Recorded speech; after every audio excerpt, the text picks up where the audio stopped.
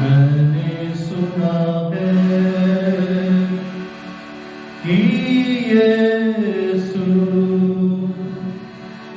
झील के पास जब चलता था और बीमारों को वो शिफा देता था। एक अंधे ने जब उससे कहा कि मैं देखने लगूं, उसने कहा तू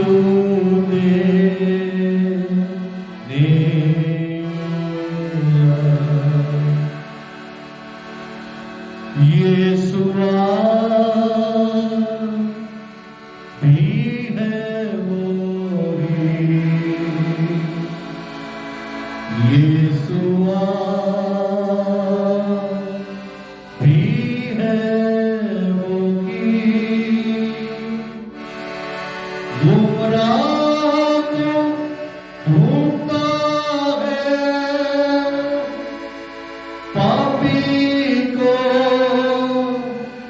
बचाता है, सच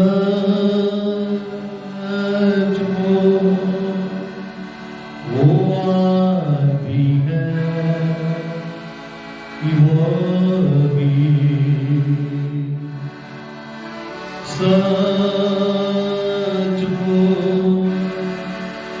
वो आदमी है वो भी।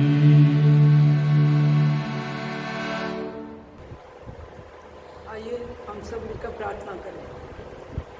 पिता परमेश्वर प्रभु यीशु मसीह के नाम से आपका धन्यवाद करते हैं खुदावंद, क्योंकि तू आज भी वही सामर्थ्य परमेश्वर है। तू आज भी सामर्थ्य के काम करता है प्रभु जी। तू आज भी अंधों को आंखें और लंगड़ों को टांगे देता है।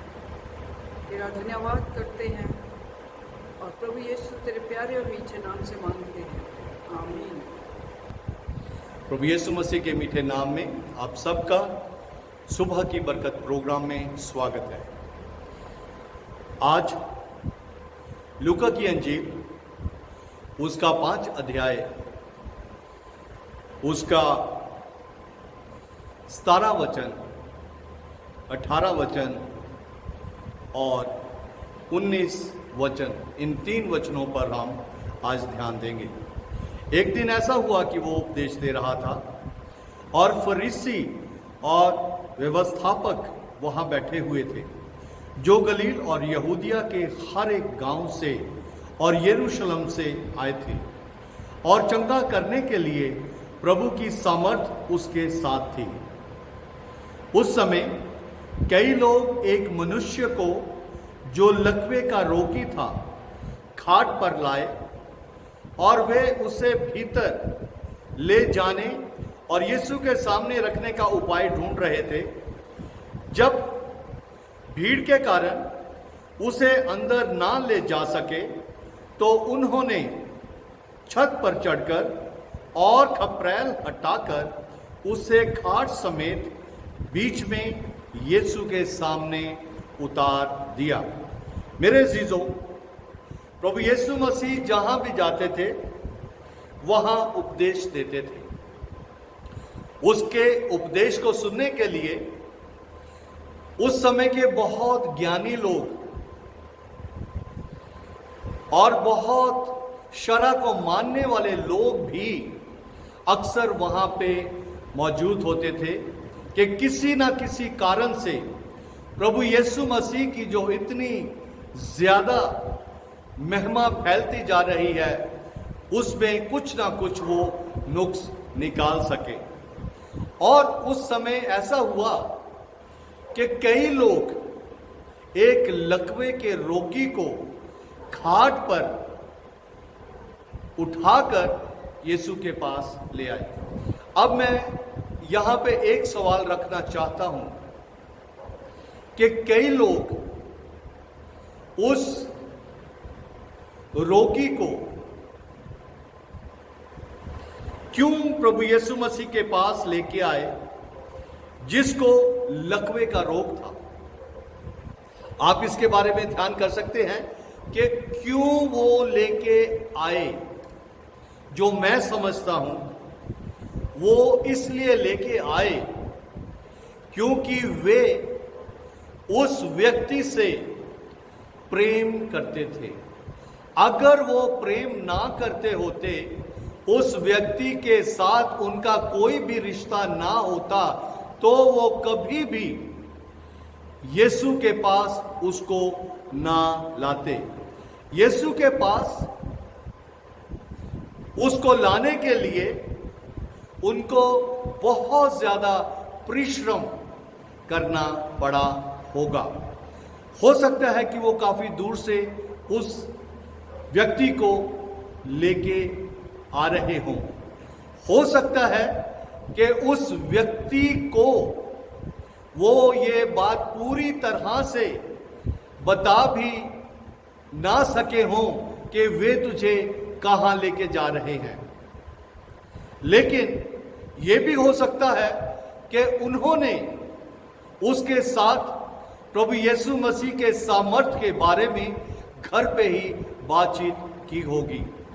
और ये जो लकवे का रोग है, जब आज इसको मैं देख रहा था, इंसान के शरीर के अंग कुछ हिस्सा ऐसा हो जाता है कि वो बिल्कुल भी अपने आप से काम नहीं कर सकता। और बहुत बार ऐसे भी होता है कि उस व्यक्ति का सब कुछ जो है वो पलंग पर ही, खाट पर ही होता है। ऐसी स्थिति में किसी की मदद करने के पीछे एक ही कारण हो सकता है, और वह है प्रेम। परमेश्वर ने अपने पुत्र प्रभु यीशु मसीह को इस संसार में भेजा, उसके पीछे एक ही कारण था, वो था प्रेम। और जब तक इंसान का प्रेम किसी व्यक्ति के साथ नहीं होता, अजीजों, वो किसी भी तरीके से उसके लिए कुछ भी कर नहीं पाते। और ये प्रेम ही है जो उनको बहुत लंबे सफर करने के लिए विवश किया, और वो उस रोगी को यीशु के पास लेके आ गए। अब जब वो यीशु के पास लेके आ गए, तो जिस जगह पे ये सभा हो रही थी, वहां पे बहुत से लोग इकट्ठे थे। उस कमरे में, उस घर में बहुत लोग थे, और यहां तक मैं समझता हूं कि दरवाजे तक भी लोग भरे हुए थे। अब इन लोगों के पास कोई भी रास्ता नहीं था। इनके पास केवल ही केवल एक रास्ता था कि उसको वापस ले जाते। लेकिन उनका इरादा बड़ा स्पष्ट था। उनका इरादा बिल्कुल स्पष्ट था कि हमने इस रोगी को यीशु के पास लेके जाना ही जाना है। और उन्होंने फिर सारा विचार करके देखा कि उस समय की जो घरों की बनावट ऐसी होती थी, खपरैल छत पे पड़ी होती थी। किसी के घर का नुकसान करना, किसी के घर में इस तरह से कोई कार्य करना आसान काम नहीं है। लेकिन जहां प्रेम होता है, उस जगह पे इंसान जिस व्यक्ति के साथ प्रेम करता है, उसके लिए सब कुछ करने के लिए तैयार होता है। इन लोगों ने योजना बनाई और ऊपर से खपरैल उठाकर पूरे की पूरी खाट जो है, वो खाट समेत उस लकवे के रोगी को यीशु के सामने पहुंचा दिया। नीचे लटका दिया जहां पे यीशु खड़ा उपदेश दे रहा था। और यीशु मसीह ने ये सब कुछ देखकर एक बात यहां पे कही, जो मेरे और आपके लिए बहुत ही जरूरी बात है। वो लिखा है 20 वचन में, उसने उनका विश्वास देखकर उससे कहा, उनका विश्वास, लकवे के रोगी के दोस्तों का, मित्रों का, जो उससे प्रेम करते थे, उनका विश्वास देखकर यीशु ने उस लकवे के रोगी से कहा, क्या कहा? हे मनुष्य, तेरे पाप क्षमा हुए हैं। हे मनुष्य, तेरे पाप क्षमा हुए हैं। अजीजों, आज हमारे घरों में, हमारे परिवारों में बहुत से लोग जो हैं, बहुत से सदस्य जो हैं, वो पाप अपने साथ लेकर चल रहे हैं। क्या हमारा इतना प्रेम उनके साथ है कि हम उनको उनकी बीमारी वाले पलंग को, उनकी पाप वाली स्थिति को यीशु के पास लेके आए? उनको जिनके जीवनों में पाप भरा हुआ है, उनको यीशु के पास लेके आए। और आज का माध्यम जो है लोगों को यीशु के पास लेके आने का, मेरे अजीजों, वो केवल और केवल व्हाट्सएप रह गया है, यूट्यूब रह गई है। हम अपने अजीजों को, अपने रिश्तेदारों को अगर प्रेम करते हैं तो हमारे लिए बहुत जरूरी है कि इस संदेश को उन तक पहुंचाएं। वो उनके फोन पे हम इन प्रोग्राम्स को सब्सक्राइब करें ताकि वो इन प्रोग्राम्स को देखें और इस हालत पे पहुंच जाएं कि वो पश्चाताप करें।